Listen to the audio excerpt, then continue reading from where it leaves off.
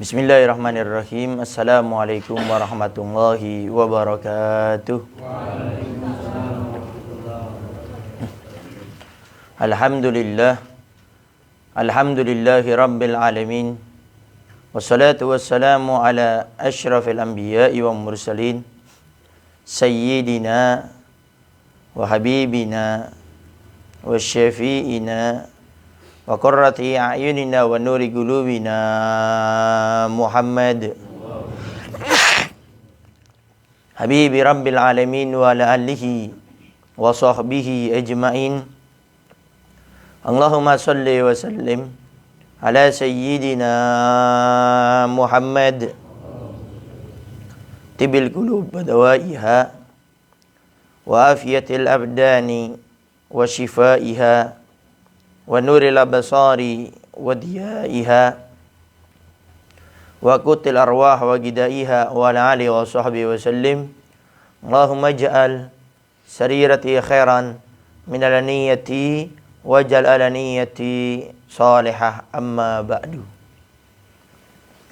Al-mukarram wal-muhtaram yang sama-sama kita muliakan dan kita hormati selalu, para alim, para ulama, para asatidah, penyambung lisan sekaligus penerus perjuangan Nabi kita Muhammad sallallahu alaihi wa alihi wasallam.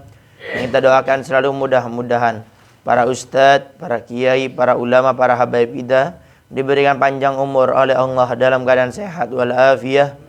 Allah Subhanahu wa taala berikan kemudahan kepada beliau baik itu urusan dunia maupun urusan akhiratnya. Allah Subhanahu wa taala jauhkan beliau-beliau semuanya daripada fitnah yang terjadi di akhir zaman ini, insyaallah. Amin.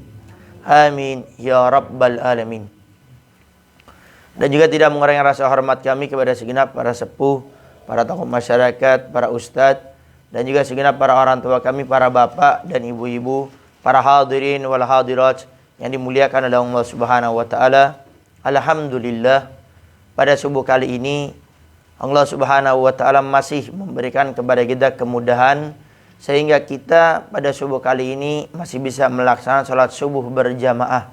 Kita selalu berdoa kepada Allah Subhanahu wa taala, mudah-mudahan dengan kita berusaha beristiqomah dengan salat subuh berjamaah ini, mudah-mudahan Allah Subhanahu wa taala akan cabut daripada akhir kehidupan kita dalam keadaan husnul khatimah, dalam keadaan beribadah kepada Allah Subhanahu wa taala. Amin. Amin ya rabbal alamin. Para hadirin wal hadirat yang dimuliakan oleh Allah Subhanahu wa taala, semua waktu yang kita miliki ini semuanya ada tanggung jawabnya di hari kiamat. Di akhirat waktu kita ini akan dipersoalkan oleh Allah Subhanahu wa taala.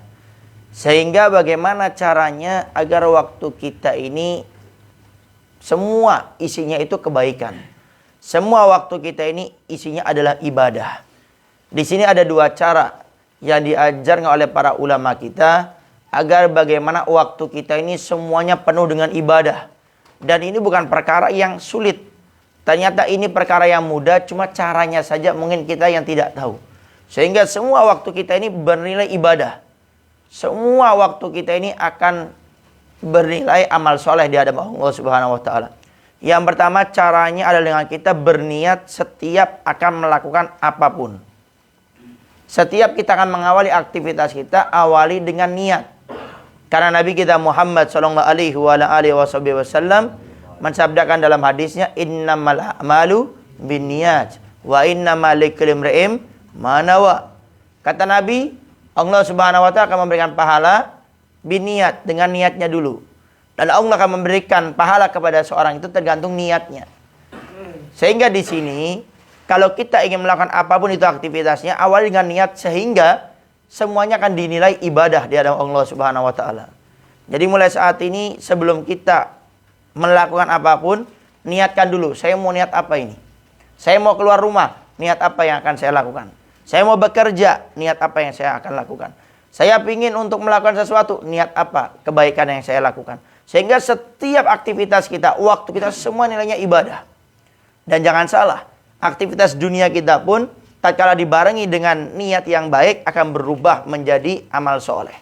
Oleh karenanya Nabi kita Muhammad SAW mensabdakan, orang yang melakukan perkara dunia tapi dibarengi dengan niat yang baik, maka perkara dunia tersebut akan berubah menjadi amal soleh. Contoh, Kang Yaya mau keluar seperti biasa jam 10 jualan jus. Nah, beliau waktu akan keluar ke rumah itu jualan jus, itu adalah perkara dunia, pengen cari uang. Tidak mungkin Kang Yaya pengen jualan itu tidak pengen cari uang, pengen buntung tuh tidak mungkin.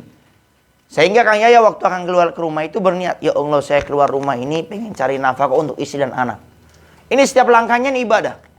Ya Allah, entar saya kalau sudah berjualan, saya juga pengen bersilaturahmi di dalam perjalanan saya atau saya di sana. Ya Allah, entar saya kalau pulang ke rumah, saya mau ngasih Habib Novel jus. Sehingga antar akhirnya semua nilainya ini bernilai ibadah semuanya. Jadi ini yang dikatakan bahwasanya waktu kita semuanya bisa bernilai ibadah dengan mengawali dengan niat. Sehingga mulai saat ini semuanya, setiap kita pengen melakukan apapun, niat dulu. Berhenti sejenak, 5-10 detik, niat apa yang saya lakukan ini. Saya pengen keluar rumah, saya pengen datang ke rumah orang, saya pengen ke tempat kerja, saya pengen nongkrong. Niat apa yang saya hadirkan. Sehingga setiap langkahnya akan dinilai ibadah oleh Allah, tergantung niat baik kita di dalam aktivitas kita. Kemudian yang kedua, caranya adalah dengan kita selalu berzikir kepada Allah Subhanahu wa taala. Dengan zikir, lidah ini kita gerakkan. Aktivitas paling gampang lidah, dan termasuk perempuan yang haid. Akhwat, ibu-ibu yang sedang berhalangan, zikir tetap diperbolehkan. Sehingga dengan berzikir setiap langkah kita nilainya ibadah. Bentar. Sebutkan nama Allah, istighfar atau bersalawat kepada Nabi Muhammad SAW, maka ini semua nilainya ibadah. Kita jalan dari rumah menuju contohnya ke toko, semua nilainya ibadah. Contoh kecil yang aktivitas setiap hari, Kang Sony contohnya, setiap hari ke pasar beras, ya, punya pabrik. Sehingga tatkala perjalanan dari rumah pakai motor ke tempat beliau dengan membaca zikir astagfirullahaladzim, astagfirullah, ini nilainya ibadah semuanya. Atau berzikir kepada Allah Subhanahu wa taala, ya Allah, ya Allah, ya Allah, menyebutkan nama Allah, ya Rahman, ya Rahman, ya Rahman, itu semua nilainya ibadah. Sehingga setiap aktivitasnya itu akan menjadi ibadah dengan kita ini selalu berzikir kepada Allah Subhanahu wa taala atau bersalawat kepada Nabi Muhammad SAW. Jadi mulai saat ini setiap kita aktivitas apapun, ayo lisannya jangan berhenti. Kecuali, ini yang perlu kita jelaskan, hadir majelis taklim, ini banyak orang salah paham. Karena pingin bernilai ibadah selalu dalam kegiatannya, hadir majelis taklim, tasbihnya digerakkan. Hadir majelis taklim, malah berzikir. Ini namanya bukan ibadah, namanya zalim.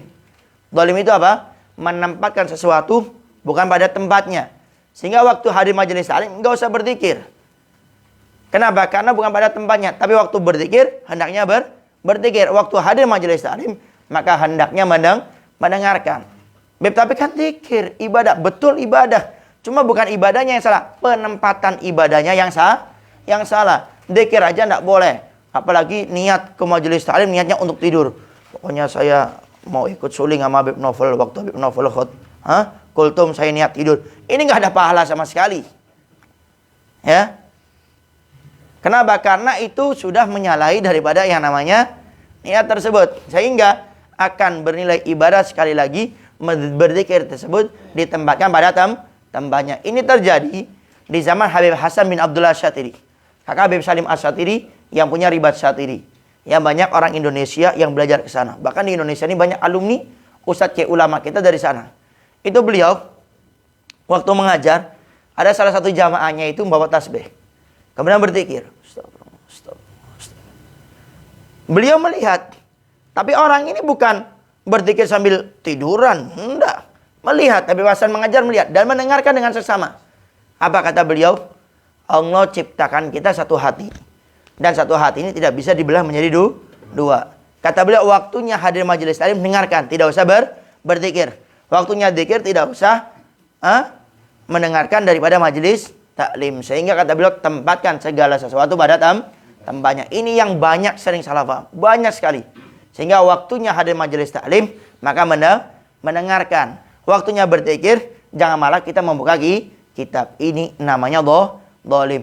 Apalagi hadir majelis taklim niatnya untuk tidur. Contoh Kang Bote setelah suling, saya pokoknya ngantuk ini. Saya nggak mau tahu, pokoknya Habib Novel kultum, saya pokoknya tidur. Ini majelis taklimnya nggak dapat pahala sama sekali. Ini contoh. Tapi kalau seandainya ketiduran, beda lagi. Sudah berusaha dengerin. Kemudian akhirnya ketiduran. Ini dapat pahala. Karena niatnya tidak tidur. Cuma saking nikmatnya dengerin kultum sampai tidur. Makanya tetap dapat pahala. Cuma kalau sudah nawaitu, pokoknya saya niat Habib Novel, pokoknya kultum lumayan nih. 7 menit buat tidur. Ini nggak dapat pahala tidurnya. Tapi kalau tidak disengaja, maka itu tetap dapat pahala. Para hadirin wal hadirat yang dimuliakan oleh Allah Subhanahu wa taala, mungkin itu saja yang bisa Al-Fakir sampaikan. Jadi intinya, kalau kita ingin menjadikan setiap waktu kita namanya ibadah, maka berniatlah terlebih dahulu sebelum melakukan aktivitas apapun. Yang kedua, gerakan lidah kita untuk berzikir, menyebut nama Allah, beristighfar atau bersolawat kepada Nabi Muhammad SAW, asalkan pada tempatnya. Jangan hadir majelis taklim berzikir, dilarang. Apalagi niat untuk tidur. Baik, itu saja yang bisa Al-Fakir sampaikan. Kurang lebihnya Al-Fakir minta maaf. Mudah-mudahan Allah Subhanahu wa taala menjadikan semua waktu kita ini benar ibadah. Allah mudahkan kita untuk selalu berniat di dalam aktivitas kita dengan niat-niat ibadah, niat-niat kebaikan, dan mudah-mudahan Allah Subhanahu wa taala menggerakkan semua lidah kita untuk berzikir, menyebutkan namanya atau menyebut nama kekasih kita Nabi Muhammad sallallahu alaihi wasallam. Rabbana atina fid dunya hasanah fil akhirati hasanah wa qina adzabannar. Wa sallallahu ala sayyidina Muhammadin wa ala alihi wasallam walhamdulillahi rabbil alamin. Itu saja yang bisa Al-Fakir sampaikan. Kurang lebihnya Al-Fakir minta maaf dan mohon doanya selalu. Akhirul kalam. Assalamualaikum warahmatullahi wabarakatuh.